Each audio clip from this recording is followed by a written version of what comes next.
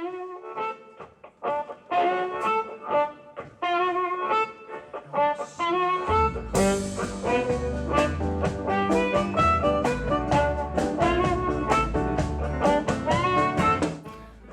my name is Steve Beiker, and I've been playing the blues harmonica for 42 years now.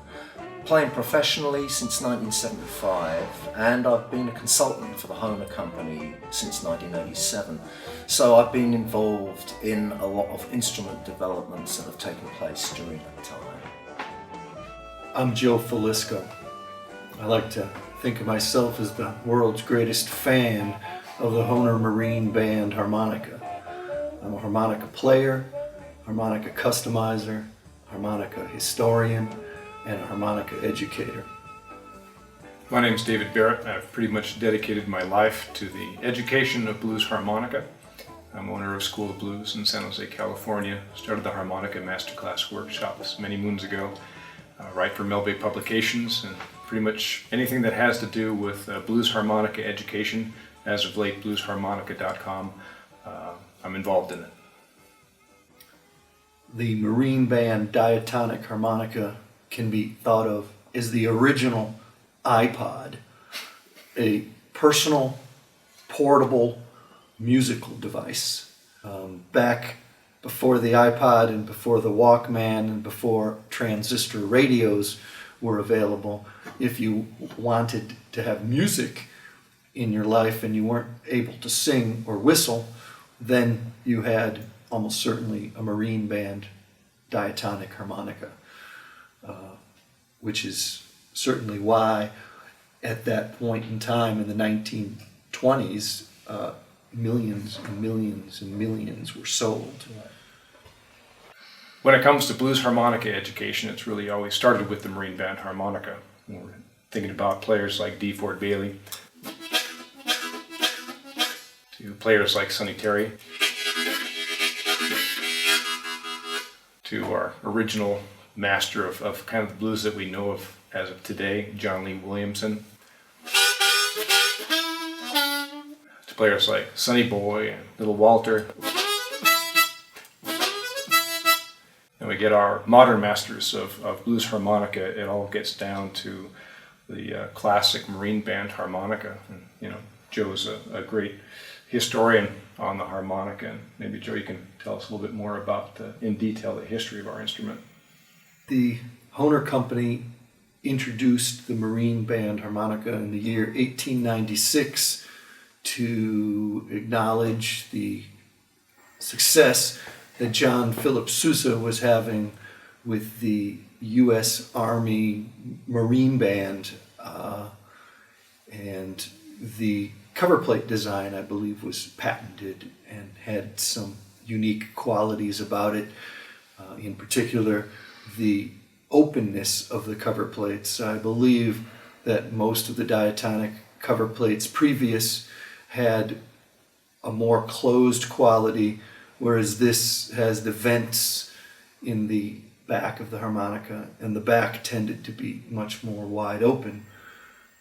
The result was a very much a handheld, easy to hold instrument that had a very raspy, bitey kind of natural tone to it.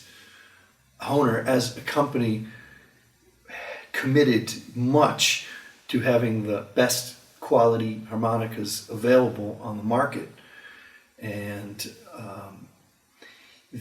that meant that a player could go to a music catalog, a maybe Sears and Roebuck sort of catalog. He could go to a nickel and dime store, or maybe even a grocery store at the turn of the last century, and find the Marine Band harmonica for sale. It was very, very popular, and it was consistent. The quality of playability and the quality of the in-tuneness of the harmonica remained, in my opinion, it was more consistent than the harmonicas that were available and sold by other manufacturers. I think it's really important to say that this harmonica was not created for the blues, that was never really actually an intention at all. This was made as an instrument to play folk songs on.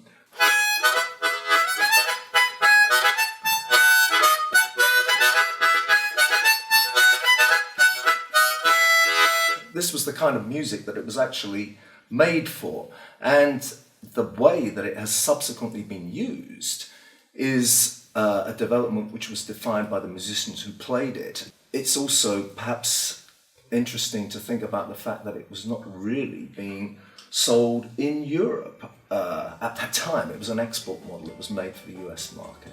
It was an instrument that was really made as a sort of everyman's instrument. It was something which you could play most simple tunes on, and that was the intention of the people who created it, designed it, was to make an instrument that was suitable for the kind of popular folk music of the day.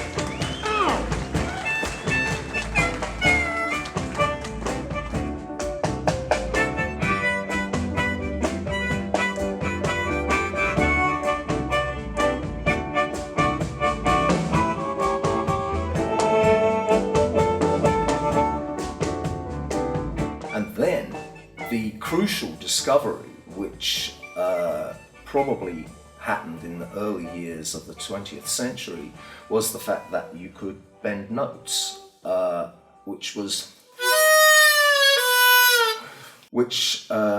not something which the makers of the instrument had ever actually considered. They thought that was a malfunction, whereas the American musicians who discovered that, and this may well have initially been black American musicians, but by no means exclusively so, they realized that this enormously changed the sound possibilities and also the note choices that the player had available. The quality that distinguishes the Marine Band type of harmonica from other kinds of harmonica like tremolo and octave instruments is that the Marine Band has in each channel two reeds, one blow reed and one draw reed, and they are in the same airstream. And the amazing thing is that it is possible by manipulating the throat shape for the player to modulate the pitch of the higher of these two notes. And that and the fact that you don't have to play major key folk music in the key that is stamped on the cover plate, but you can actually play in the dominant key.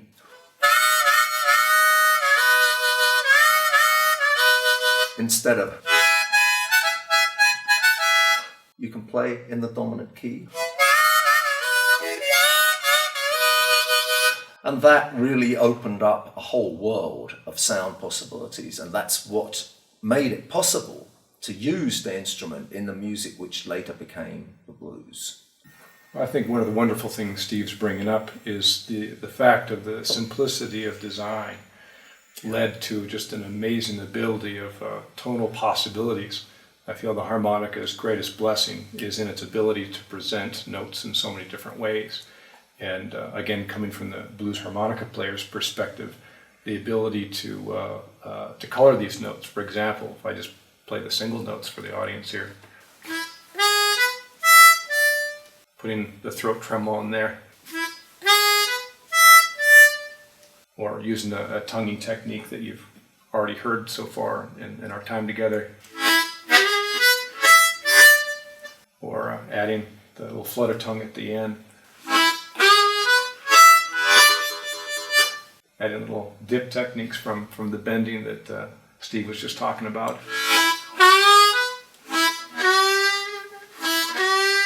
That vocal expressiveness that the harmonica does so well, and then adding to the single note at the end some of those adjacent notes and the chords that Steve was talking about.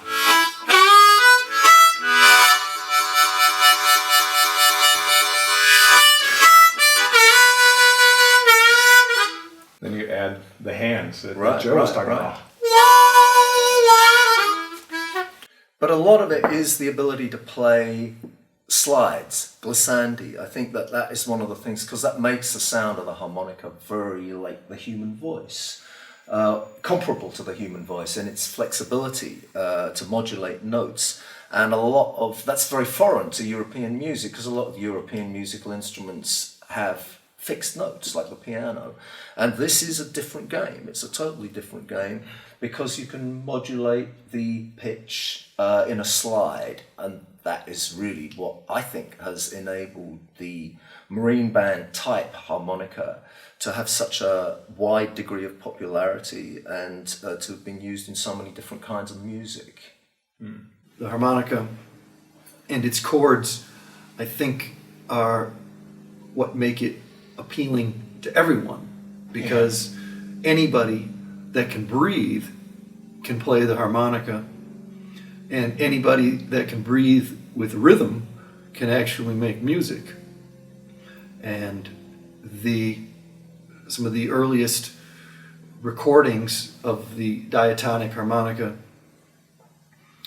were of imitations, and one of the most common that was embraced and mastered by the black race and the white race was the harmonica train imitation, and that can be done on groups of holes of the harmonica, or as I like to say, chords, for this sort of sound.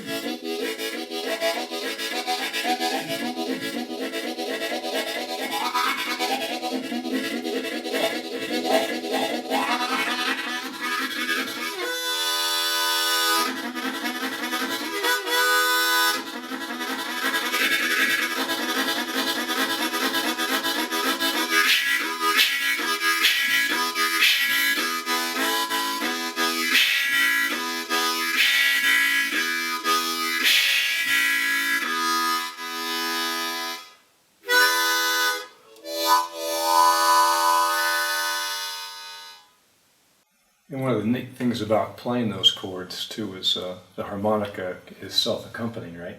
You take this basic pattern that we all teach our brand new students, throw some melodies in there, and you essentially have your own accompaniment.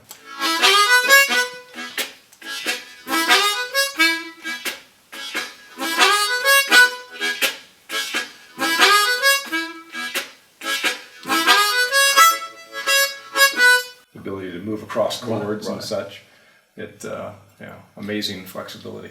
But as Joe was also saying, that it is the fact that you can play the chords and that anyone who can breathe can play music on it, which is really the reason for its initial appeal. Because if you just play the blow and draw chords,